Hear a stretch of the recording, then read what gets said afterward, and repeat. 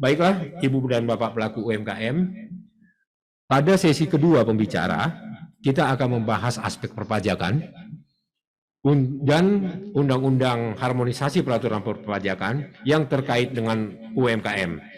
Pada bagian kedua ini, topik akan dibawakan oleh Bapak Nimon Denggolan SEMM. Beliau sekarang adalah fungsional penyuluh perpajakan di Kanwil, Kalimantan Barat. Saya perhatikan di sini experience dari Bapak Nimon Denggolan. Beliau pernah menjadi Kepala Seksi Pengawasan dan Konsultasi 3 KPP Pratama Bali G, pernah penyuluh perpajakan di Kanwil Kalimantan Barat, pernah juga Kasubag di Pratama Pondok Gede. Saya kira Pak Dimon Nenggolan ini banyak bersinggungan dengan UMKM. Bagaimana saya bisa sampai kepada kesimpulan ini? Saya lihat pernah di KPP Pratama Bali G, Pak Dimon ini. Pak Dimon, itu kampung saya dekat dengan Bali G, Pak Dimon. Jadi saya tahu persis di sana banyak UMKM. Mudah-mudahan nanti kita bisa membahas problem UMKM ini, khususnya aspek perpajakan dengan Pak Dimon Nenggolan. Untuk menyampaikan topik ini, waktu dan layar kami persilakan kepada Pak Dimon Nenggolan. Silakan Pak Dimon. Ya, terima kasih Pak Sitanggang. Saya panggil Pak Sitanggang ya karena Pak Torang aja Pak Dimon, nggak apa-apa. Karena nama depan Bapak itu nama ayah saya kebetulan. Waduh. Pak Sama. Oh iya. Iya, kalau gitu boleh Pak Dimon. Silakan Pak Dimon. Iya, terima kasih Pak Sitanggang. Ya. Yang saya hormati Pak Sitanggang di sini dan Pak Sahata, semua orang, Bapak Ibu yang hadir pada kegiatan webinar ini, ya. Mungkin tanpa berlama-lama ya, saya akan langsung ke materi. Saya akan share screen.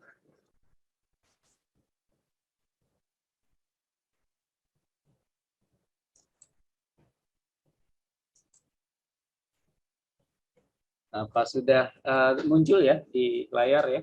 Sudah, materi. Pak Dimon. Ya. Assalamualaikum warahmatullahi wabarakatuh. Selamat siang, salam sejahtera untuk kita semua. Saya akan membawakan materi yaitu terkait aspek perpajakan ya terhadap UMKM ya sesuai dengan tarif khusus sesuai PP nomor 23 tahun 2018 ya tentang pajak penghasilan atas penghasilan dari usaha yang diterima atau diperoleh wajib pajak yang memiliki peredaran bruto tertentu. Selanjutnya, apa sih definisi wajib pajak ya? Wajib pajak adalah orang pribadi atau badan meliputi pembayar pajak, pemotong pajak, dan pemungut pajak yang mempunyai hak dan kewajiban perpajakan sesuai dengan ketentuan peraturan perundang-undangan perpajakan.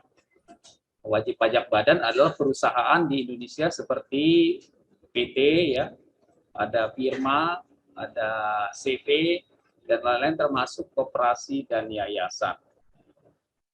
Kemudian subjek pajaknya berarti dalam hal ini ya untuk UMKM ini yaitu orang pribadi dan badan usaha ya, di mana tadi sudah dijelaskan juga sama Pak Sahata ya tadi bahwa terkait penggunaan PP 23 atau pajak final 0,5% ini ada jangka waktunya ya Bapak Ibu ya.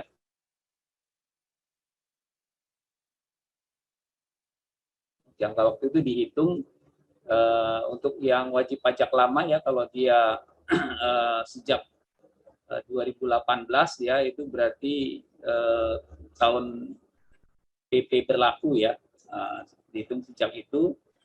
Sedangkan untuk WP baru itu sejak terdaftar ya. Untuk badan usaha berbentuk PT ya jangka waktu 3 tahun berarti untuk PT ini kalau dia 2018 sudah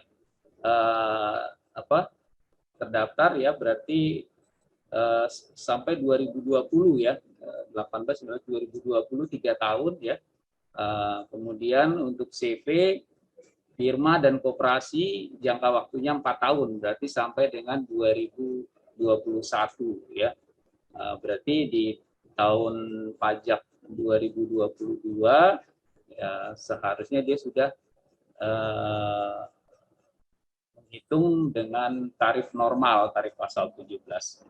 Walaupun sebetulnya secara pribadi ya Bapak Ibu ya, saya berharap awalnya sih jangka waktu ini tidak dibatasi ya. Jadi secara pribadi, karena menurut pendapat saya sangat membantu ya adanya tarif final UMKM 0,5% ini.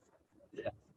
Tapi ya memang di aturannya ya, demikian ya, ada waktu yang membatasi terhadap subjek pajak tersebut untuk menggunakan PP 23 0,5% ini. Selanjutnya ini terkait kewajiban ya. Yang pertama kali tentunya mendaftar NPWP ya. Itu tentu pilihan caranya langsung ke KPP atau KP2KP atau bisa melalui online melalui rek.pajak.go.id. Kemudian kewajiban bulanan menghitung omset bulanan ya, rekap penghasilan manual atau pencatatan omset harian ya, dari tentunya bulanan itu dari harian. Kemudian dengan cara pembukuan ya, selanjutnya menghitung pajak penghasilan ya, omset bulanan dikali 0,5% tentunya. Kemudian membuat kode billing ya. Ini bisa melalui DJP online dan pajak.go.id ya, customer service bank, ATM, internet banking, bisa menghubungi KPP atau KP2KP dan kanal lainnya. Kemudian masih kewajiban bulanan itu membayar PPh sesuai kode billing ya. Sebelum dilakukan pembayaran tentunya dibuat dulu kode billingnya ya. Untuk membuat kode billing itu atau untuk melakukan pembayaran itu bisa ke teller bank atau kantor pos, bisa melalui ATM, anjungan tunai mandiri, edisi atau mini ATM, bisa melalui internet banking. Kemudian kewajiban yang terakhir secara tahunan yaitu lapor SPT tahunan PPh orang pribadi dan PPh badan yang badan usaha ya. Ini langsung ke KPP atau KP2KP, kirim via pos tercatat, kurir, bisa melalui internet ya, tentunya dengan e-filing ya atau dengan e-form. Terkait cara perhitungan PPh bagi UMKM ya, sejak berlakunya PP 23 tahun 2018 yaitu untuk orang pribadi dan badan, yaitu tentunya penghasilan bruto dikali tarif 0,5% dan bersifat final. Ada juga ketentuan yang wajib pajak tidak dikenai PP 23, yaitu ya, ada yang pertama wajib pajak yang memilih untuk dikenai PPh pasal 17 ya, tarif normal ya. Wajib pajak tentunya harus menyampaikan surat pemberitahuan ke KPP dan pada tahun pajak berikutnya terus menggunakan tarif PPh pasal 17. Nah, kemudian yang kedua, WP badan yang memperoleh fasilitas PPh pasal 31A Undang-Undang PPh ya, atau PP 94 tahun 2010. Nah, ini juga tidak dikenai PP 23 ya. Kemudian untuk BUT ya, kemudian CV atau firma yang dibentuk oleh beberapa wajib pajak orang pribadi yang memiliki keahlian khusus dan menyerahkan jasa sejenis dengan jasa sehubungan dengan pekerjaan bebas. Nah, inilah wajib pajak yang tidak dikenai PP 23. Nah, kemudian kita masuk ke objek pajaknya ya. Objek pajaknya tentunya penghasilan dari usaha ya. Usaha itu antara lain usaha dagang, industri, dan jasa seperti misalnya toko, kios, los kelontong, pakaian, elektronik, bengkel, penjahit, warung, rumah makan, salon, dan usaha lainnya ya. Nah, ini penghasilan dari usaha. Kemudian peredaran bruto atau omset setahun tidak melebihi 4,8 miliar rupiah. Jadi ada batasan omset ya. tidak melebihi 4,8 miliar rupiah. Kemudian omset di total dari seluruh gerai atau outlet, ya, baik pusat atau cabang. Jadi kalau dia ada beberapa tempat, ya, beberapa outlet, ya tentunya total, ya, di total dari seluruh gerai atau outlet.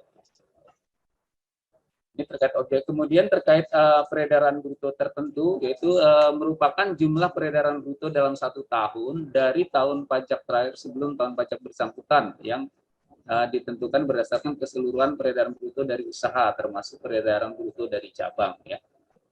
Dalam hal wajib pajak orang pribadi suami istri yang menghendaki perjanjian pemisahan harta dan penghasilan secara tertulis, atau istrinya menghendaki memilih untuk menjalankan hak dan kewajiban perpajakannya sendiri, peredaran bruto tertentu ditentukan berdasarkan penggabungan peredaran bruto usaha dari suami dan istri, ya. Jadi gabungan peredaran bruto suami dan istri. Kemudian kita masuk ke yang bukan objek pajak, ya. Yang pertama, penghasilan dari jasa sehubungan dengan pekerjaan bebas, ya, misalnya dokter, advokat atau pengacara, akuntan, notaris, PPAT, arsitek, pemain musik, membawa acara, dan lain-lain. Kemudian penghasilan di luar negeri. Kemudian yang ketiga, penghasilan yang dikenai PPh final, ya, misal sewa rumah, jasa konstruksi, PPh usaha migas, dan lainnya yang diatur berdasarkan peraturan pemerintah. Yang keempat, penghasilan yang dikecualikan sebagai objek pajak. Kemudian terkait pelunasan pajak, tentunya yang pertama dilakukan dengan store sendiri, ya. Yang kedua dilakukan pemotongan, ya, dipotong atau dipungut oleh pemotong atau pemungut, ya. Wajib pajak mengajukan surat keterangan ke kantor pelayanan pajak, ya. Nah, ini biasanya dilakukan untuk UMKM yang bermitra atau menjadi rekanan dari instansi pemerintah, ya, baik itu instansi pemerintah pusat, daerah maupun instansi pemerintah desa, ya. Jadi sebaiknya kepada wajib pajak UMKM itu mengajukan SKET, ya, SKET atau surat keterangan ke KPP, ya. Selanjutnya, ini contoh peredaran bruto, ya, peredaran usaha bruto, ya, selama 1 tahun, ya, dari Januari sampai dengan Desember, ya. Ini ilustrasinya. Nah, terkait dengan tanggal pembayaran dan tanggal pelaporan, ya, untuk PP 23 UMKM ini, ya, itu tanggal jatuh tempo pembayarannya yaitu tanggal 15 bulan berikutnya, ya. Nah, untuk pelaporan sesuai tanggal bayar. Jadi sebetulnya tidak perlu dilakukan lapor, ya. Kalau dia sudah membayar, berarti tanggal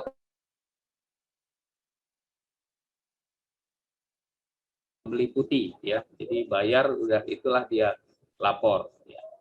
Ini untuk pembayaran massa, ya, untuk pembayaran massa yang setiap bulannya. Nah, kode pembayarannya tentunya dengan kode akun pajak 411128 dan kode jenis setoran 420, ya. Ini kode pembayaran untuk PPh final PP 23 0,5%. Nah, terkait dengan kewajiban pemotongan pemungutan pajak, ya, dilakukan oleh pihak pemberi penghasilan, ya, yaitu pihak yang ditunjuk berdasarkan ketentuan perpajakan, antara lain bendahara pemerintah, subjek pajak badan dalam negeri, penyelenggara kegiatan atau BUT, ya, usaha tetap, ya, usaha tetap. Dan pajak-pajak yang dipotong dipungut yaitu PPh pasal 21, PPh pasal 22, PPh pasal 23, PPh pasal 26, PPh pasal 4 ayat 2, PPh pasal 15, dan PPN dan PPNBM. Nah, ini yang pajak-pajak yang dilakukan pemotongan pemungutan. Nah, terkait kemudian kita masuk ke pengukuhan PKP ya. Nah, tadi kewajiban PPh-nya sudah, sekarang terkait dengan PPN-nya tentunya untuk wajib pajak UMKM ya, untuk omset yang di atas 4,8 miliar itu wajib menjadi pengusaha kena pajak atau wajib PKP ya. Kemudian yang omset kurang dari 4,8 miliar atau pengusaha kecil ya atau UMKM ya dalam hal ini itu tidak wajib PKP ya, tetapi dapat memilih untuk menjadi PKP.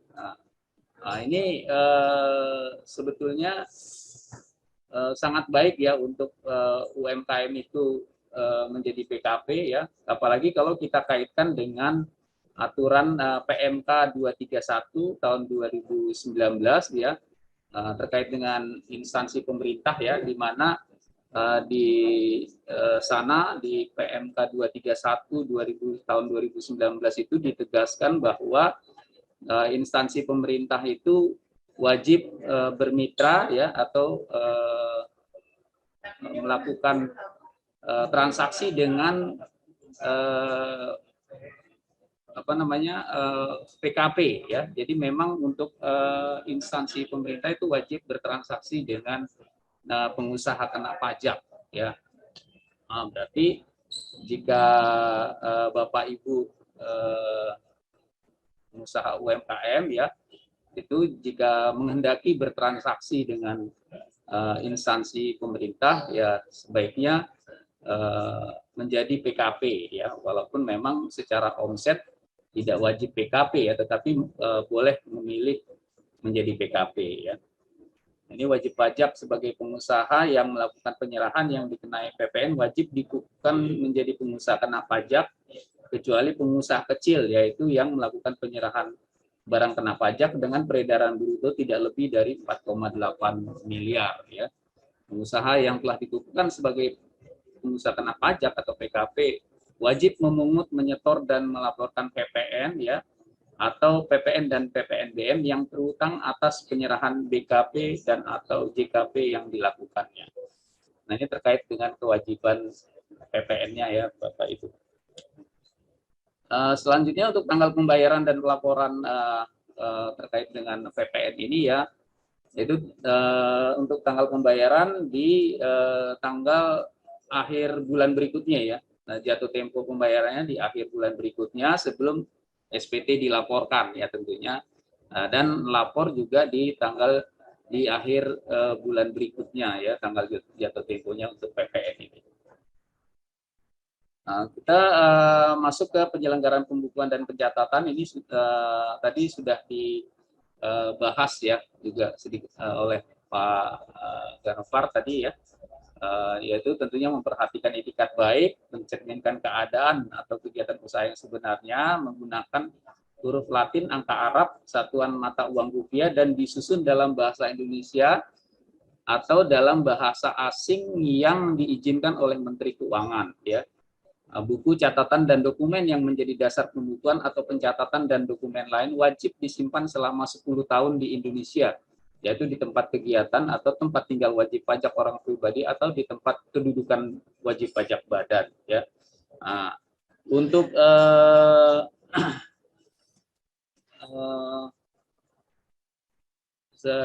pembukuan ya, untuk yang melakukan penyelenggaraan pembukuan ya, itu ada di ketentuan terbaru di PMK 54 tahun 2021 ya, bahwa disebutkan juga untuk penyelenggara pembukuan itu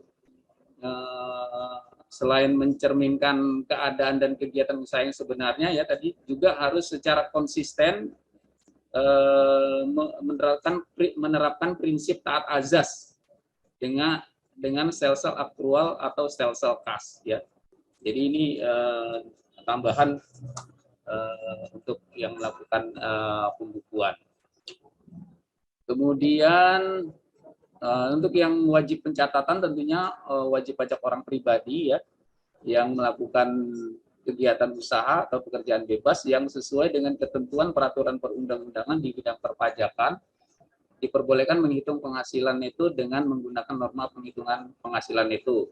Ya, kemudian wajib pajak orang pribadi yang tidak melakukan kegiatan usaha atau pekerjaan bebas dan wajib pajak orang pribadi yang memenuhi kriteria tertentu. Jadi ini tiga jenis WPOP ya yang wajib pencatatan ya. Nah ini wajib pajak orang pribadi kriteria tertentu yaitu wajib pajak orang pribadi yang pertama itu melakukan kegiatan usaha dan atau pekerjaan bebas ya, dan yang keduanya peredaran bruto dari kegiatan sebagaimana dimaksud pada huruf A secara keseluruhan dikenai PPh bersifat final dan atau bukan objek pajak dan tidak melebihi 4.800 juta rupiah dalam 1 tahun pajak. Nah ini disebutkan di pasal 5 ayat 1 PMK 54 tahun 2021.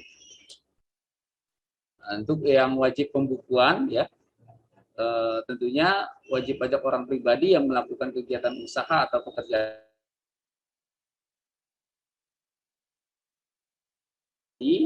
juga bisa menyelenggarakan pembukuan ya. Pembukuan apa sih ya? Pembukuan adalah suatu proses pencatatan yang dilakukan secara teratur untuk mengumpulkan data dan informasi keuangan yang meliputi harta, kewajiban, modal, penghasilan dan biaya, serta jumlah harga perolehan dan penyerahan barang atau jasa yang ditutup dengan menyusun laporan keuangan berupa neraca dan laporan laba rugi untuk periode tahun pajak tersebut.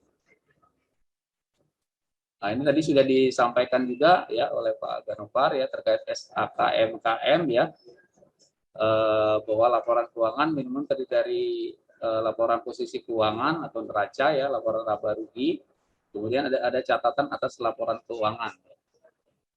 Nah, ini contoh laporan keuangan yang tadi juga sudah disampaikan ya. Ini contohnya. Nah, ini dalam penyusunan laporan keuangan dilakukan secara mandiri oleh wajib pajak ya, dapat juga menggunakan jasa akuntan profesional ya, baik melalui KAP, kantor akuntan publik maupun kantor jasa akuntan yang tersebar di seluruh provinsi di Indonesia. Kemudian dalam penyusunan laporan keuangan dapat juga menggunakan bantuan pihak ketiga lainnya, misalnya siswa SMK jurusan akuntansi, mahasiswa jurusan akuntansi dan sebagainya. Ya, jika pelaku UMKM kesulitan dalam membuat laporan keuangan ya, dalam menyusun laporan keuangan, nah ini bisa menggunakan bantuan pihak-pihak yang disebutkan ini ya.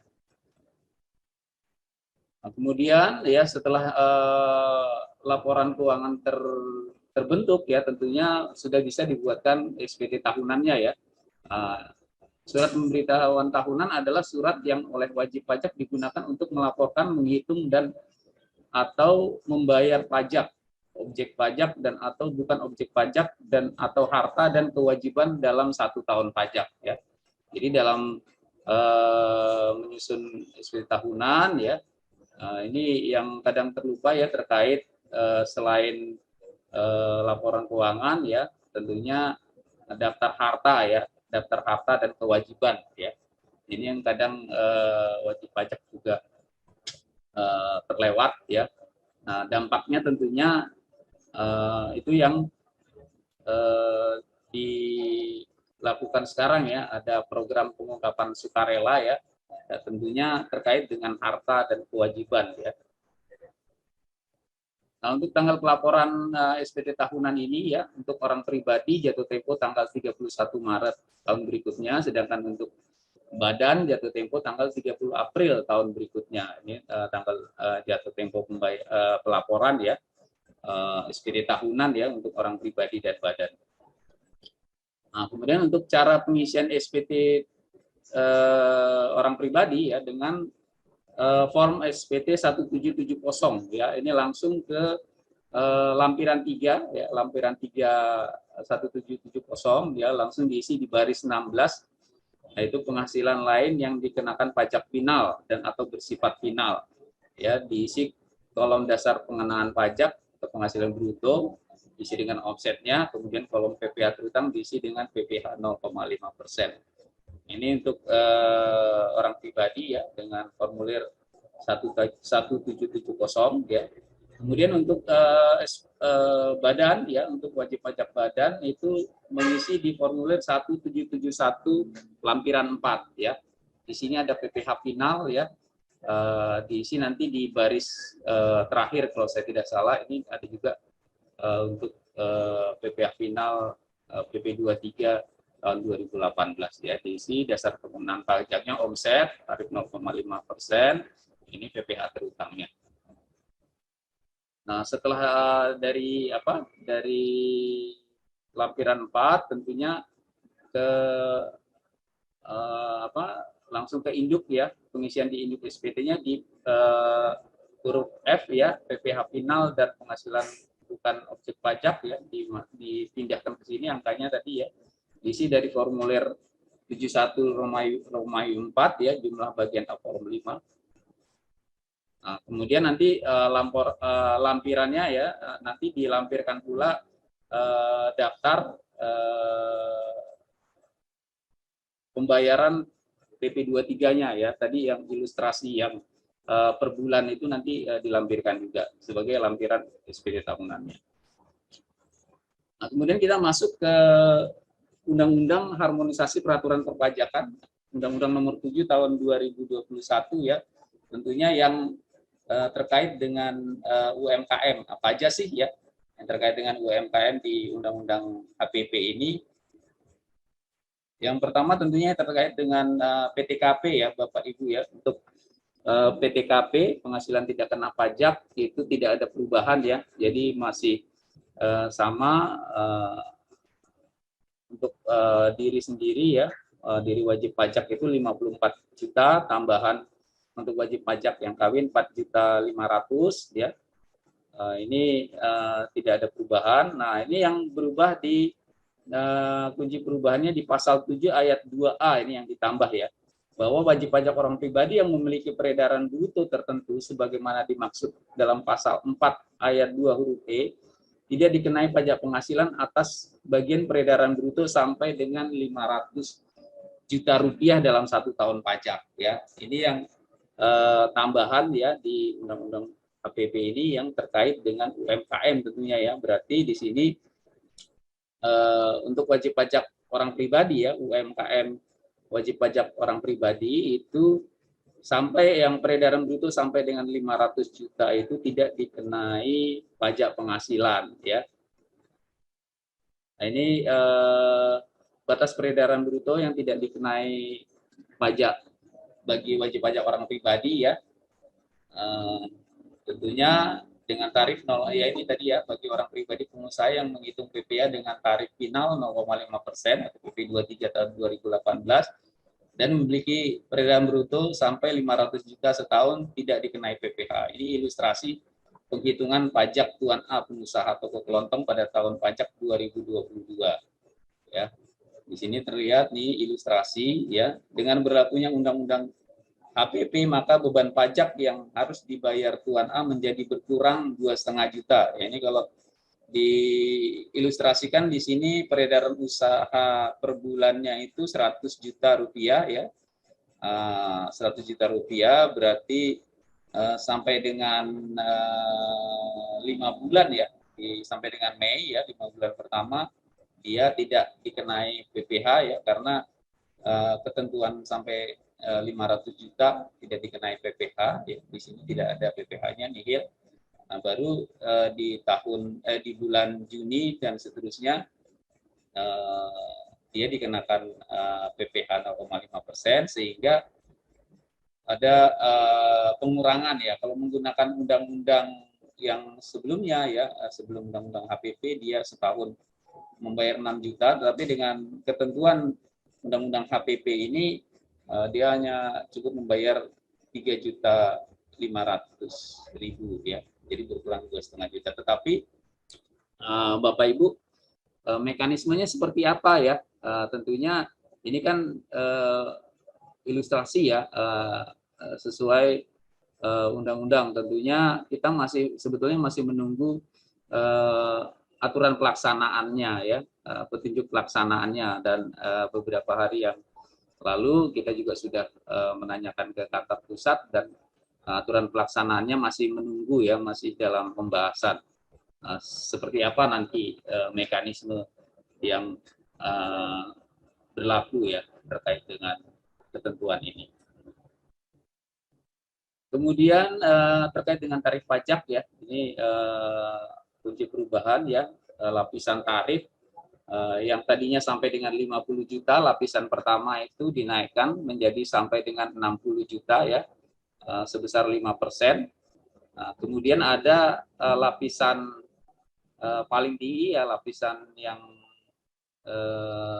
teratas, yaitu 5 miliar rupiah ya, di atas 5 miliar itu 35% ya. Kemudian wajib pajak badan dalam negeri dalam bentuk usaha tetap, negeri dan bentuk usaha tetap sebesar 22% ya, yang mulai berlaku tahun pajak 2022 ya.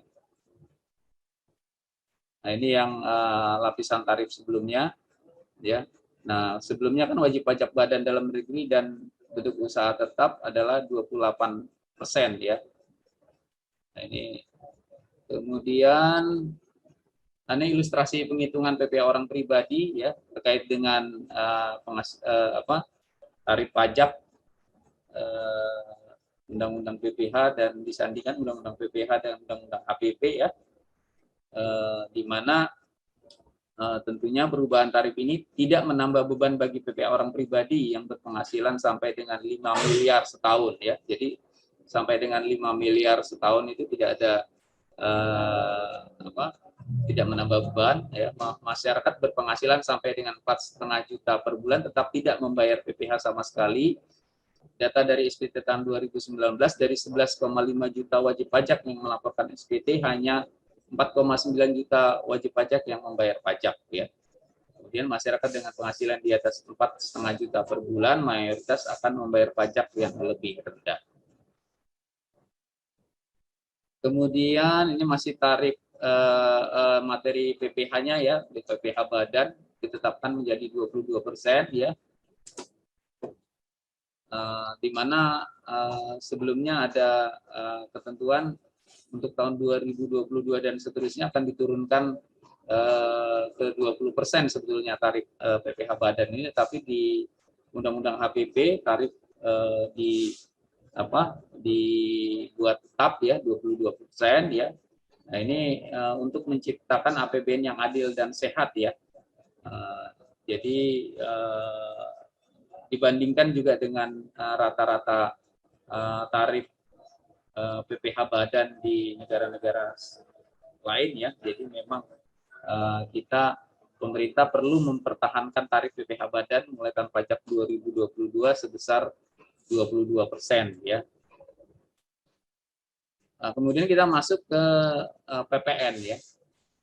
Kenaikan tarif PPN Indonesia masih di bawah rata-rata tarif global ya, 11,54%, negara OECD 19%, atau negara BRICS 17%. Tarif PPN Indonesia masih di bawah tarif PPN negara-negara tetangga di Asia ya. Nah, kenaikan tarif PPN secara bertahap dari 10% menjadi 11% dan kemudian 12% ditujukan untuk meningkatkan penerimaan negara dalam memenuhi kebutuhan masyarakat saat ini, yaitu dalam rangka mengatasi dampak pandemi COVID-19 dalam bentuk vaksin, bantuan sosial, dan lain-lain. Kemudian ini tarif PPN ya, dari 11% mulai berlaku 1 April 2022, kemudian tarif 12% yang mulai berlaku paling lambat tanggal 1 Januari 2025. Kemudian ini ada penambahan di ayat 4 ya. Di ayat 3 tarif PPN sebagaimana dimaksud ayat 1 dapat diubah menjadi paling rendah 5% dan paling tinggi 15%. Di ayat 4 perubahan tarif PPN sebagaimana dimaksud dengan ayat 3 diatur dengan peraturan pemerintah setelah disampaikan oleh pemerintah kepada DPR untuk dibahas dan disepakati dalam penyusunan rancangan anggaran pendapatan dan belanja negara. Ya.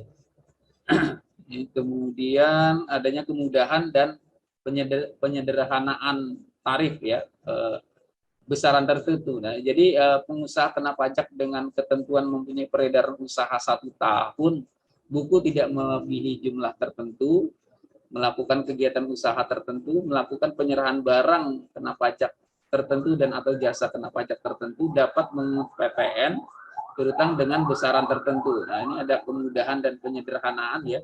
Ini pasal 9A baru ya terkait dengan PPN ini. Mungkin itu ada tarif final ya, kemungkinan ya di undang-undang HPP yang baru ini ya.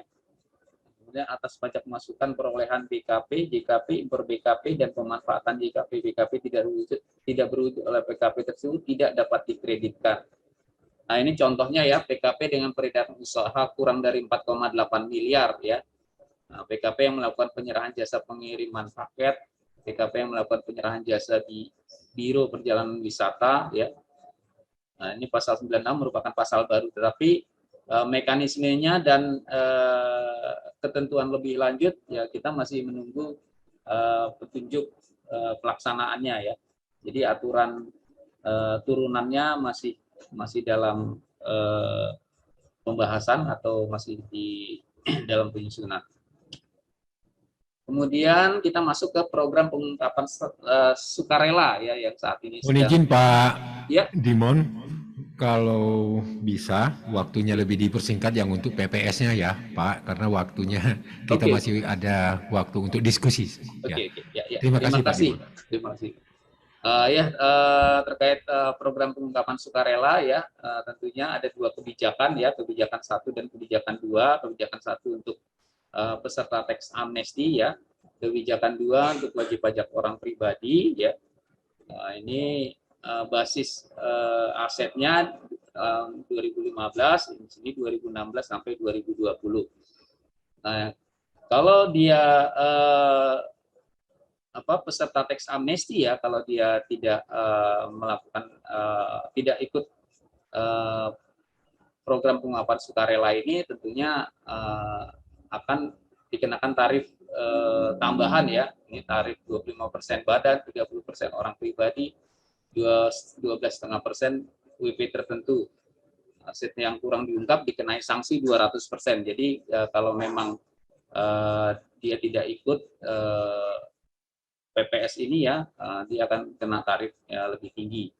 Nah, demikian juga kalau yang kebijakan dia 2 ya, bagi orang pribadi, program pengungkapan sukarela kebijakan 2 yang masih terdapat harta 2016 sampai 2020 yang tidak diungkap, wajib pajak dalam SPPH ya, itu akan dikenai PPh final dari harta berisik tambahan tarif 30% ya. Kemudian aset yang kurang diungkap ditambah sanksi 15% ya. Ini 30% harta ditambah sanksi KUP.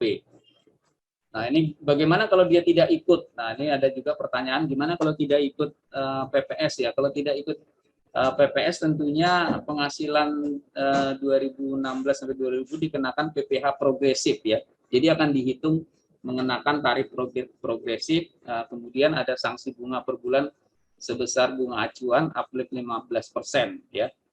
Nah, ini terkait dengan program pengungkapan sukarela ini. Mungkin itu yang bisa saya sampaikan. Mungkin mohon maaf Bapak Ibu jika terlampau cepat ya, karena memang waktunya yang terbatas. Mungkin itu yang bisa saya sampaikan. Mohon maaf jika ada kalimat kata yang kurang berkenan. Saya akhiri paparan saya. Wassalamualaikum warahmatullahi wabarakatuh. Saya sampaikan ke Pak Sitanggang.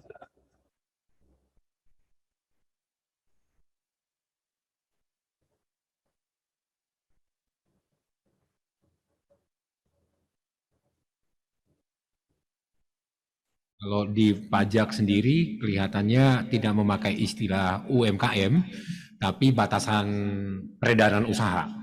Baiklah, Ibu dan Bapak, kita langsung saja ke bagian diskusi setelah mendengar pemaparan. Di sini saya sudah memegang beberapa pertanyaan yang mungkin bisa kita diskusikan. Saya akan mulai dari pertanyaan Bapak Beni Handayanto. Menarik uraian bahwa koperasi di luar negeri memiliki kelas di atas private, TBK ataupun BUMN. Mohon lebih didetail contohnya negara dan nama koperasinya. Dan kira-kira apa yang menyebabkan koperasi lebih bergensi? Tentu tidak lepas dari peran pemerintah. Saya kira ini pertanyaan bisa dijawab oleh Pak Ganovar ya. Silakan Pak Ganovar. Terima kasih Pak Sitanggang. Langsung aja dijawab. Ya, jadi saya mencatat ada beberapa koperasi ya di Eropa ya. Jadi Eropa itu ada Eropa Barat, Eropa Timur ya. Jadi ada di Hongaria, ada di Belgia, dan di Inggris di Eropa Barat ya. Jadi sebenarnya koperasi itu dimulai dari Inggris, namanya koperasi Rochtel itu sekitar tahun 1844 ya. Nah pada saat itu koperasi menyediakan barang-barang konsumsi ya untuk masyarakat, untuk dagang ya. Dan ya tadinya mungkin sederhana sampai membesar sehingga hampir seluruh penduduk Inggris pada saat itu pernah dipenuhi oleh koperasi ini, sehingga menjadi koperasi yang sangat besar sekali ya. Nah itu di Inggris ya, namanya koperasi Rochtel ya. Kemudian juga di New Zealand, di Australia, itu koperasi susu ya. Nah itu ada saya catat ada 10.500 peternak ya sapi ya. Nah sapi itu dikelola oleh koperasi sehingga dia bisa mengekspor, dia bisa memenuhi seluruh kebutuhan susu masyarakat ya. Bayangkan omsetnya itu sekitar 165 triliun ya selama setahun atau 17,2 juta miliar. Jadi ini kan bukan main-main gitu. Jadi, luar biasa gitu ya. Atau di Amerika ya, di USA itu ada koperasi Ocean Spray. Jadi dia mengolah buah semacam kayak blackberry gitu ya. Itu dia ekspor ke hampir seluruh dunia ya. Dan omsetnya itu luar biasa. Jadi beberapa contoh di luar itu sangat luar biasa ya, bukan lagi miliaran ya, triliunan rupiah. Nah, tapi ya saya katakan tadi bahwa koperasi itu dikelola sangat profesional ya, bukan berdagang tapi berbisnis. Nah di sini tadi ada pemerintah katanya, ya pemerintah sangat mendukung sekali. Jadi koperasi-koperasi yang mengindikasikan maju ya, itu koperasi pertama adalah konsumsi, di mana koperasi bisa memenuhi konsumsi masyarakat ya. Kalau di Eropa mungkin daging, telur, gandum ya, susu dan segala macam ya. Nah di Indonesia ada contoh juga koperasi yang sukses ya. Contohnya adalah koperasi di namanya Kaspin ya. Itu sekitar tahun 1970 itu koperasi simpan pinjam. Itu ternyata omsetnya sekitar 16 triliun ya per tahun ya untuk simpan pinjam kepada masyarakat. Jadi koperasi juga bisa berkembang untuk memberikan kredit murah kepada masyarakat, pada para anggota khususnya, sehingga dana ini bergulir ya. Jadi dana ini digunakan untuk para pedagang kecil, ya, asongan, ya, orang-orang kecil bergulir sehingga bisa mencapai target, bisa mencapai omset 16 T ya. Ada juga koperasi di Jawa Tengah, Sidogiri, itu juga simpan pinjam yang bekerja sama dengan BMT daerah setempat ya. Jadi mengenai simpan pinjam kepada para pesantren, kepada para masyarakat ya segala macam ya. Jadi ini sebenarnya contoh-contoh bahwa koperasi itu bukan golongan pinggiran atau marginal ya. Ia bisa menjadi sebuah perusahaan raksasa gitu ya, baik di Eropa dan segala macam. Jadi itu contoh-contohnya ya. Jadi jangan kita terlalu underestimate ya pada koperasi ya. Di Eropa itu koperasi menjadi sokoguru ekonomi negara gitu ya. Nah di Indonesia ini kapan dong gitu ya, kalau di sana itu. Nah tentu ini tidak lepas daripada dukungan pemerintah dan kepercayaan masyarakat kepada koperasi. Kira-kira gitu ya, beberapa contoh di luar negeri. Terima kasih Pak Toran. Ya, terima kasih Pak Ganovar. Di samping dukungan pemerintah, mungkin saya bisa sharing sedikit ya ke Bapak Beni Handayanto.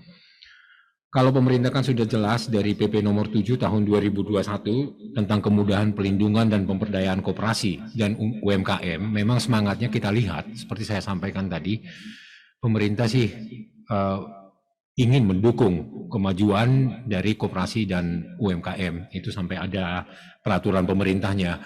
Kita juga berbicara dengan Kementerian Koperasi dan UMKM dari Halo Pajak. Kita tahu persis bagaimana concernnya kementerian sebenarnya mengenai kemajuan UMKM dan koperasi. Tapi di samping itu Pak Beni Handayanto, sebenarnya kalau kita perhatikan, itu kan kadang kita menemukan juga adanya UMKM binaan misalnya perbankan. Saya pernah ketemu dengan pelaku UMKM di Jakarta Timur. Beliau berbisnis cuci mobil sebetulnya itu menjadi sangat besar dan mendapat binaan dari salah satu bank BUMN di Indonesia. Tapi memang Pak Beni Handayanto, saya lihat pemangku kepentingan ini juga kan punya syarat-syarat untuk kita bisa dapat fasilitas-fasilitas dari pemangku kepentingan seperti perbankan, pemerintah. Saya juga pernah diundang dari KPP Madya Jakarta Pusat. Mereka melakukan misalnya basar untuk UMKM di KPP. Jadi kalau saya lihat sebetulnya perhatiannya besar, tapi bagaimana pelaku UMKM itu bisa mendekatkan diri dengan fasilitas-fasilitas ini sebenarnya, ya Pak Ganovar. Ya, betul. Di KPP sendiri ya Pak Dimon, mereka punya program namanya Business Development Service. Saya nggak tahu kalau di Kalimantan Barat, tapi KPP-KPP itu memberikan semacam pengetahuan. Misalnya mereka memanggil pelaku bisnis kopi yang sekarang lagi tren dan kemudian memanggil UMKM untuk bagaimana mengembangkan diri dalam bisnis kopi. Saya kira ada banyak sebetulnya program-program yang dilakukan pemerintah, tapi kembali bagaimana membuat ini menjadi match, bagaimana pelaku UMKM tahu bahwa ada program-program seperti itu. Jadi itulah salah satu sebenarnya misi Halo Pajak dari Halo Pajak yang kita lakukan Pak Ganovar, karena dari pembicaraan berbagai pihak kita lihat memang ini perlu UMKM kita tarik agar mengerti masalah fasilitas-fasilitas ini. Demikian Pak Beni Handayanto yang bisa saya tambahkan. Kemudian ada pertanyaan kedua dari Ibu Jane. Permisi bertanya, mulai tahun 2022 ini UMKM harus melakukan pembukuan. Bagaimana pencatatan saldo awalnya? Apakah saldo awalnya harus dibuktikan historinya? Mengingat tahun-tahun sebelumnya kita melakukan pencatatan. Terima kasih. Pak Ganovar dulu barangkali ya, nanti ke Pak Dimon. Ya, terima kasih Pak Torang. Ya, jadi pencatatan itu tadi ya, kan laporan keuangan itu ada 3 ya. Pertama adalah masalah laporan keuangan, posisi keuangan, itu terdiri atas aset, utang, dan modal ya. Yang kedua, rugi laba ya, pendapatan, biaya, dan laba bersih ya, dan perhitungan pajak ya. Dan ketiga adalah laporan keuangan. Nah, kalau misalnya laporan tentang neraca atau posisi keuangan, itu adalah laporan yang kumulatif ya, laporan yang selalu selalu berini kan, ya, terus-menerus berkesinambungan ya. Jadi tidak terpisah. Jadi kalau ditanya apa beda antara laporan neraca dan laba, kalau neraca aset misalnya liabilities itu angka itu terus ya, mulai tahun 1 sampai tahun 1000 gitu ya. Dia kumulatif terus ya. Jadi kalau saldo itu ya dilihat saldo sebelumnya berapa dan ini akan menjadi saldo awal ketika kita memulai pembukuan. Ya, itu kalau kita bicara masalah posisi keuangan atau neraca. Tapi kalau rugi laba, dia nggak ada hubungan antara saldo tahun lalu dengan tahun sekarang. Karena rugi laba menggambarkan adalah operasi hanya selama setahun. Yang ada kumulasi hanya pada modal yang di return earning ya, modal yang ditahan ya, tapi itu juga agak ini ya. Jadi itu bedanya. Jadi kalau di masalah harta tetap angka itu akan terus berjalan secara kumulatif ya. Jadi kalau ditanya apakah saldo awal akun ini, ya saldo akhir tahun lalu akan menjadi saldo awal tahun ini karena angka itu akan terus berkembang. Angka itu terus kumulatif. Jadi angka itu bisa telusuri gitu ya. Jadi tidak boleh tiba-tiba dari langit gitu angka itu atau tidak bisa dihubungkan. Makanya kita harus tracir saldo akhirnya, saldo akhir tahun kemarin berapa, kemudian kita jadikan saldo awal. Gimana kalau nggak tahu Pak? Ya nanti kita apa namanya mungkin ada semacam kayak appraisal, penilaian, taksasi ya, apa namanya perkiraan dan segala macam ya. Itu kira-kira bagaimana untuk mencantumkan di neraca. Tapi kalau rugi laba, misalnya penjualan, tidak perlu ada penjualan masa lalu, kemudian saldo, jadi saldo sekarang itu nggak perlu ya, karena untuk laporan rugi laba itu hanya setahun berlakunya gitu ya. Ya, jadi itulah beda antara neraca rugi laba. Seperti itu Pak. Ya, jadi tetap harus dihubungkan antara saldo akhir itu. Atau misalnya melakukan semacam appraisal kalau itu menentukan saldo awal ya, suatu aset gitu. Ya, gitu. Baik. Itu Pak Torang. Ya. Terima kasih Pak Ganovar. Pertanyaan ini juga tadi itu bisa kita ajukan ke Pak Dimon ya. Mungkin perlu saya tambahin sedikit Pak Dimon, kita perlu memberitahu ke partisipan para pelaku UMKM. Memang kalau di pajak sendiri itu dibedakan antara pencatatan dan pembukuan. Tentu dalam undang-undang perpajakan kita tidak ada kewajiban harus langsung menjadi pembukuan. Pencatatan juga dibolehkan. Memang kalau pencatatan ini kan masih berbasis cash ya dia Pak Dimon, berbasis kas, sedangkan pembukuan sebagaimana tadi disyaratkan dalam SAK EMKM itu sudah berbasis pada accrual basis. Tapi dalam aspek perpajakannya Pak Dimon, mungkin kita perlu memberikan pencerahan kepada pelaku UMKM, mungkin yang lebih praktis, mana lebih baik sih yang harus dilakukan oleh EMKM pada saat ini. Apakah dengan pencatatan saja cukup, apakah dengan pembukuan, dan apa perbedaan ketika EMKM memilih pencatatan atau pembukuan. Biar lebih berkembang sedikit ya Pak Dimon. Terima kasih, silakan Pak Dimon. Ya, terima kasih Pak Sitaka. Ya, memang menarik ya Bapak Ibu semua ya, bahwa memang apalagi berakhirnya masa pencatatan ya untuk badan hukum ya, perusahaan terbatas dan CV ya, tentunya harus badan hukum, badan usaha itu sudah harus mempersiapkan untuk menyusun pembukuan ya, dari tadinya melakukan pencatatan ya.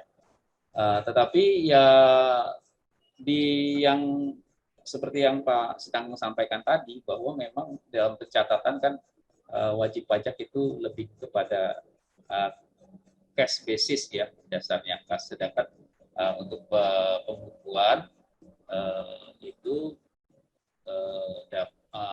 wajib pelaku usaha itu biasanya menggunakan accrual basis.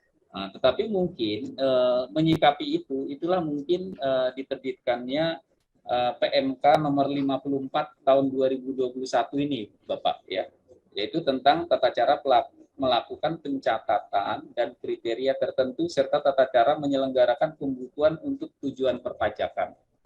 Jadi di PMK ini ya, pembukuan ya itu harus diselenggarakan dengan memperhatikan itikat baik dan mencerminkan keadaan atau kegiatan usaha yang sebenarnya ya. Di sini di poin B disampaikan secara konsisten dengan prinsip taat azas dan dengan stelsel akrual dan stelsel kas ya. Jadi di PMK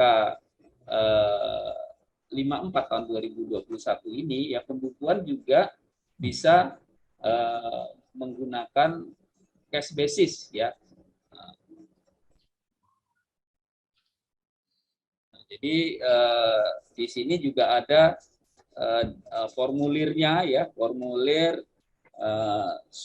surat keterangan penyelenggaraan pembukuan dengan sel-sel kas untuk tujuan perpajakan. Nah, nanti Bapak Ibu bisa membaca lebih lanjut di PMK 54 ya. Nah, di sini ada ada mengajukan surat ya, wajib pajak mengajukan surat ya, pemberitahuan penyelenggaraan pembukuan dengan sel-sel kas untuk tujuan perpajakan. Nah, ini jadi mungkin kalau lebih mudah dirasa dengan menggunakan sel-sel kas, ya silakan ya. Secara nanti lebih detailnya bisa dibaca di PMK 54-nya tahun 2021. Mungkin demikian Pak Sedangkan. Terima kasih banyak. Baik, terima kasih Pak Dimon. Kita lanjut ke pertanyaan nomor 3 dari Bapak Dr. Haryono SE MSI AKCA. Saya kira ini pertanyaan yang tanggapan yang sangat baik. Seperti yang kita ketahui, laporan keuangan adalah laporan yang sangat kompleks dan bisa terbilang rumit karena harus dibuat dengan kehati-hatian. Dan bisa saja alasan tersebut yang membuat UMKM kita cenderung tidak mau membuat laporan keuangan. Namun di sisi lain, laporan keuangan adalah bukti yang dapat meyakinkan pihak ketiga bahwa UMKM kita sehat atau tidak. Sehingga laporan keuangan mau tidak mau menjadi sebuah keharusan. Sehingga dengan demikian, posisi UMKM menjadi serba salah, di mana UMKM meng-hire sebuah konsultan untuk membuat laporan keuangan juga diperlukan biaya yang tidak murah. Sehingga pelaku UMKM terkendala dengan kompleksitas laporan keuangan dan biaya. Bagaimana tanggapan Bapak-Bapak dengan pernyataan Pak Dr. Haryono SE MSI AKCA? Mungkin dimulai dari Pak Ganovar dulu ya. Ini menarik Pak, ininya. Tantangan buat kita di IAI sebenarnya ini. Iya betul. Oke, makasih Pak Torang ya. Ya, jadi tadi PMKM itu tadi kan ada keengganan untuk membukukan ya, membuat laporan keuangan itu mungkin karena ketidaktahuannya ya, atau karena ya malas dan segala macamnya. Knowledge itu perlu memang pihak ketiga atau para konsultan atau KCA atau apa ya, itu untuk memberikan bimbingan ya, untuk mendampingi, memberikan bimbingan bagaimana cara mencatat ya, apalagi pajak kan tadi ada pembukuan, ada pencatatan gitu ya, dengan sistem norma, sistem pembukuan gitu ya, itu jadi wajib gitu ya. Nah, jadi memang tugas dari para konsultan, apakah itu KJA atau KAP, memang dalam rangka untuk bukan hanya membuatkan laporan keuangan ya, tetapi yang lebih penting adalah bagaimana memberikan bimbingan, pendampingan ya, supaya mereka mengerti, tahu apa pentingnya daripada laporan keuangan ya, mulai dari transaksi, jurnal, buku besar ya, neraca lajur sampai ke laporan keuangan tersebut. Nah, kalau masalah biaya itu kan ada Pak yang mengatakan bahwa ya sedikit-sedikit kalau jumlahnya banyak, omset banyak ya banyak juga gitu ya. Jadi kalau misalnya ada 100 kooperasi yang dibina, ya tentu biayanya tidak terlalu besar ya, karena sudah banyak sekali ya. Kalau perusahaan swasta kan hanya 1 atau 2 ya, kalau kooperasi kan ratusan bahkan ribuannya, jadi bisa dibicarakan. Jadi menurut saya biaya bisa dinegosiasi dengan itu asalkan banyak sekali, dan memang kita sebagai konsultan atau KJA atau itu ya siap ya, bukan hanya untuk menolong membuat laporan keuangan, tapi juga yang paling penting adalah membimbing, mendampingi, sosialisasi, dan juga ya meningkatkan pengetahuan tentang laporan keuangan, betapa pentingnya. Jadi bukan hanya angka-angka, tapi juga filosofi bagaimana laporan dibuat. Karena laporan keuangan ini adalah kepentingan untuk diri sendiri juga ya, untuk evaluasi, kemudian juga untuk menarik minat para investor misalnya, atau juga untuk kepentingan pemerintah, pajak dan segala macam. Jadi itu sebenarnya bukan sesuatu yang bermasalah, bisa dibicarakan lah kira-kira itu ya. Dan special price gitu ya. Yeah, jadi kerjasama dengan IAI atau kerjasama dengan KAP itu bisa dilakukan. Itu Pak Toran. Ya, terima kasih Pak Ganovar. Pak Dimon, silakan Pak Dimon. Ya, terima kasih ya. Memang cukup menarik ya terkait. Saya tertarik tadi yang disampaikan di awal ya, bahwa ada wacana atau ada rencana memberikan semacam pembimbingan gratis ya, kalau saya tidak salah dengar tadi, dari dunia universitas ya, dari dunia pendidikan ya, mungkin dari mahasiswa akuntansi ya, memberikan semacam bimbingan ya kepada UMKM ya, para UMKM ya. Memang dalam hal ini ya baik pemerintah ya dan dunia pendidikan ya harus saling membantu lah kita ya. Nah, karena sebagaimana disampaikan tadi, secara statistik pelaku UMKM ini jumlahnya cukup besar dan berkontribusi cukup besar juga untuk pembangunan ini. Jadi memang ada baiknya kita juga melakukan pembimbingan kepada mereka ya, di mana Direktorat Jenderal Pajak ya, baik dari Kanwil, KPP, KP 2KP itu juga melakukan pembimbingan ya, seperti yang disampaikan Pak Sitangan tadi, ada Business Development Service ya, ada kita BDS ya, untuk pengembangan UMKM ini ya kita bantu, baik itu dari segi bagaimana cara melakukan pembukuan ya secara akuntansinya, demikian juga bagaimana untuk meningkatkan usaha dari UMKM ini. Jadi menurut pendapat saya memang harus kita bantu ya untuk UMKM ini. Mungkin demikian Pak Sedangkan, terima kasih banyak. Ya, terima kasih Pak Dimon. Saya mungkin bisa tambahkan sedikit aja ya, Pak Dr. Haryono, SE, MSI, AKCA.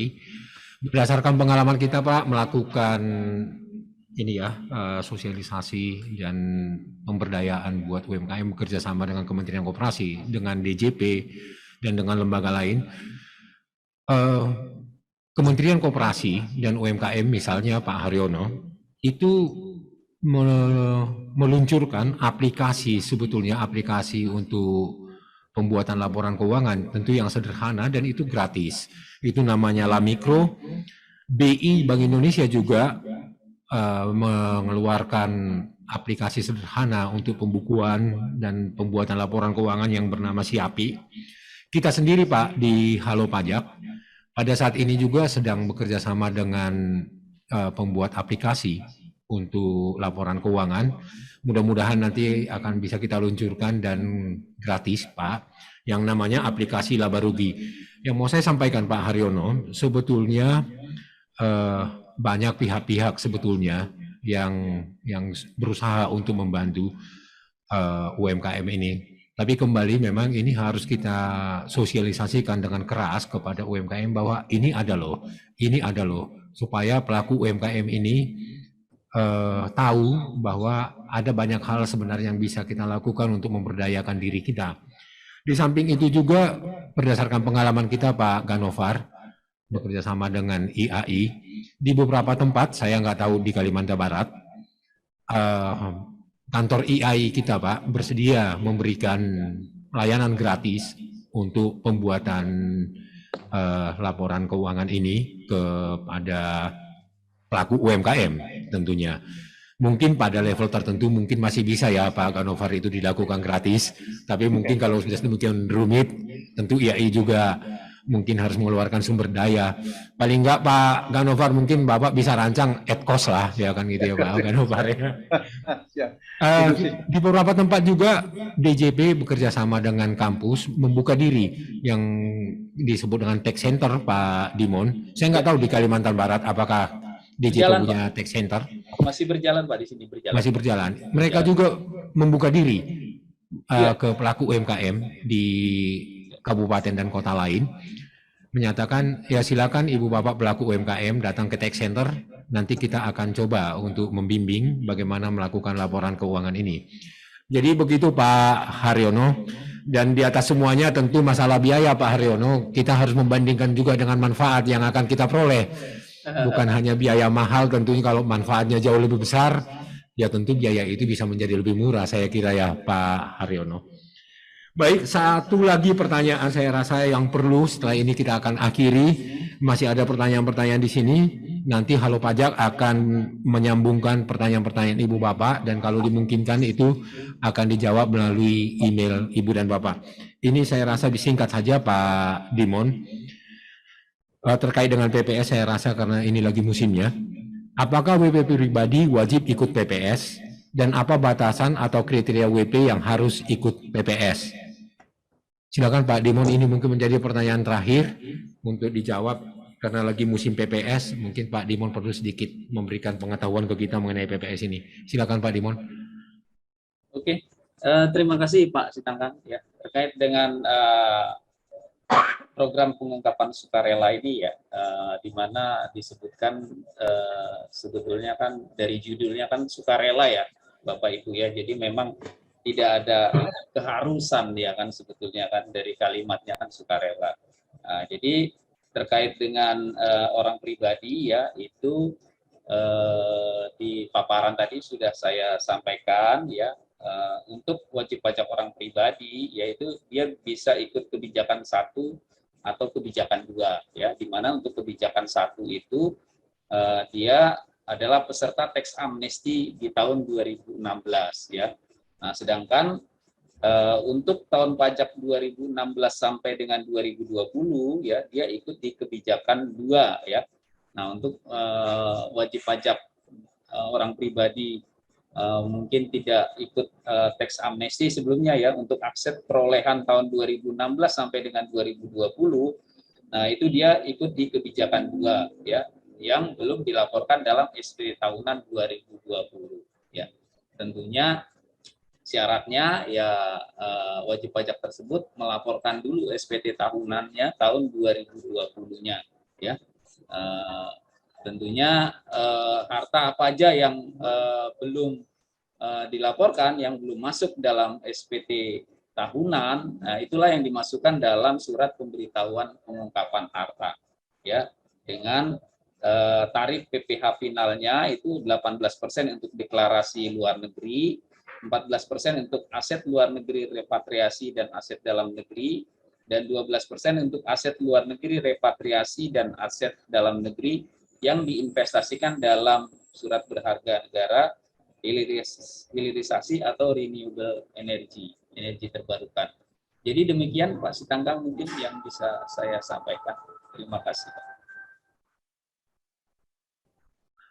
Dengan berakhirnya pertanyaan tersebut, selesai juga waktu saya untuk mendampingi Ibu dan Bapak pelaku UMKM dalam topik aspek akuntansi dan aspek perpajakan terkait dengan UMKM. Saya mengucapkan terima kasih yang sebesar-besarnya kepada Pak Ganovar, kepada Pak Dimon Nenggolan yang telah mendampingi, yang telah memberikan pengetahuan yang sangat bermanfaat bagi kami pelaku UMKM, Pak Ganovar dan Pak Dimon. Semoga pengetahuan yang telah Bapak berikan itu dapat memberikan manfaat yang besar bagi kami pelaku UMKM, khususnya yang berada di wilayah Kalimantan Barat. Tentu kami tetap berharap Pak Ganovar dan Pak Dimon dalam keseharian, dalam praktik keseharian tetap mengingat para pelaku UMKM untuk melakukan inovasi-inovasi bagaimana membantu kami pelaku UMKM. Saya kira terima kasih kepada Bapak-Bapak. Dengan ini waktu dan tempat akan saya kembalikan kepada Bapak Sahata. Silakan Pak Sahata Edi Situmorang. Terima kasih Bapak.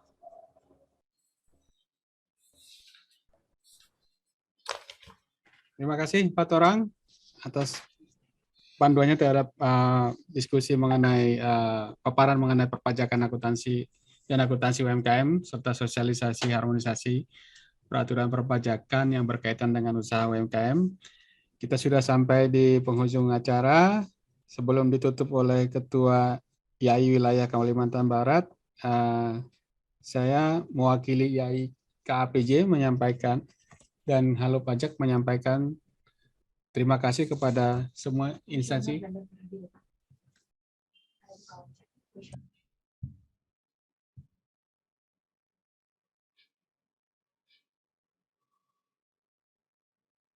mohon maaf. Kami mengucapkan terima kasih kepada semua pihak yang telah membantu acara ini terlaksana, yaitu Kementerian Koperasi Usaha Kecil dan Menengah, Dinas Koperasi Usaha Kecil dan Menengah Provinsi Kalimantan Barat, Fakultas Ekonomi Bisnis Universitas Tanjung Pura, Direktorat Jenderal Pajak Kanwil DJP Kalimantan Barat yang mendukung acara ini sehingga bisa berlangsung dengan baik. Kami juga memohon maaf apabila ada kesalahan yang disengaja maupun tidak disengaja selama melaksanakan acara ini. Acara ini bekerjasama dengan DJP untuk dijadikan jadi kegiatan Kanwil DJP Kanwil DJP Kalimantan Barat. Dimohon kepada semua peserta untuk mengisi link absensi dari ada 2 link absensi nanti, absensi dari DJP karena ini hanya untuk kegiatan, bukan untuk dimanfaatkan untuk data perpajakan, tapi untuk kegiatan ini adalah kegiatan resmi dari Kanwil DJP Kalimantan Barat sehingga dimohon kerjasamanya untuk mengisi absensi dari link yang disediakan oleh Direktorat Jenderal Pajak Kanwil Kalimantan DJP Kalimantan Barat. Baiklah, saya juga akan menyampaikan kata kunci yang ketiga, yang terakhir, yaitu yang nanti akan diisikan untuk di link absensi, yaitu akuntan. Jadi tadi ada kata kunci pertama, kedua, dan ketiga. Yang ketiga adalah akuntan.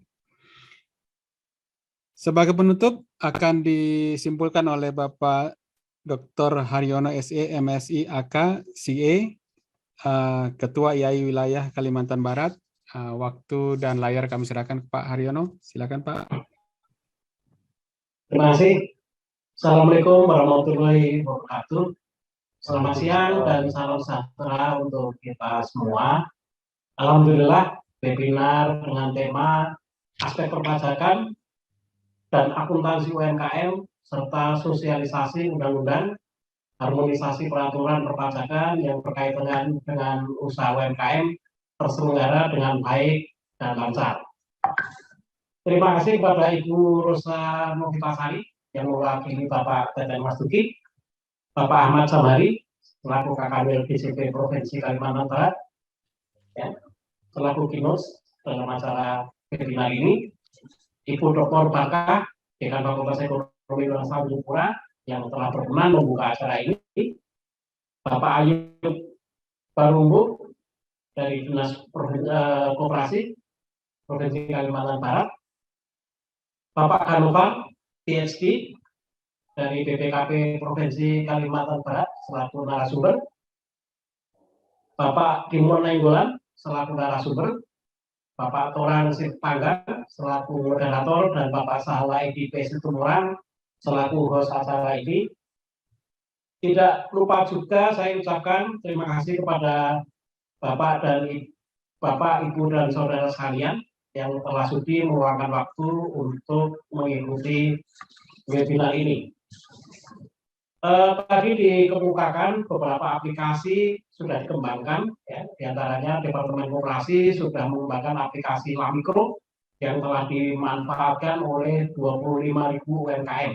Kemudian Bank Indonesia juga sudah mengembangkan aplikasi SIAPI untuk UMKM. Kemudian Halo Pajak juga sedang mendevelop aplikasi, ya. Semoga dari beberapa aplikasi ini kita mendapatkan aplikasi yang terbaik, yang langsung tersambung dengan SAK UMKM. Ya. Semoga aplikasi SAK UMKM ini bisa diadopsi oleh seluruh UMKM dalam penyusunan laporan keuangan ini, ya. Dan semoga mahasiswa kami segera dapat dibekali dengan aplikasi ini, sehingga bisa membantu seluruh UMKM yang ada di Provinsi Kalimantan Barat. Kita harus melihat bahwa posisi mahasiswa Fakultas Ekonomi dan Bisnis Universitas Jayapura ini sangat strategis. Karena apa? Karena mereka berasal dari seluruh wilayah Kalimantan Barat. Ya. Jadi kalau penerapan aplikasi ini itu memang paling tepat lewat jalur mahasiswa. Ya. Kemudian sosialisasinya nanti bersama-sama dengan institusi terkait. Terakhir, perkenankanlah kami atas nama seluruh panitia webinar ini menutup acara ini.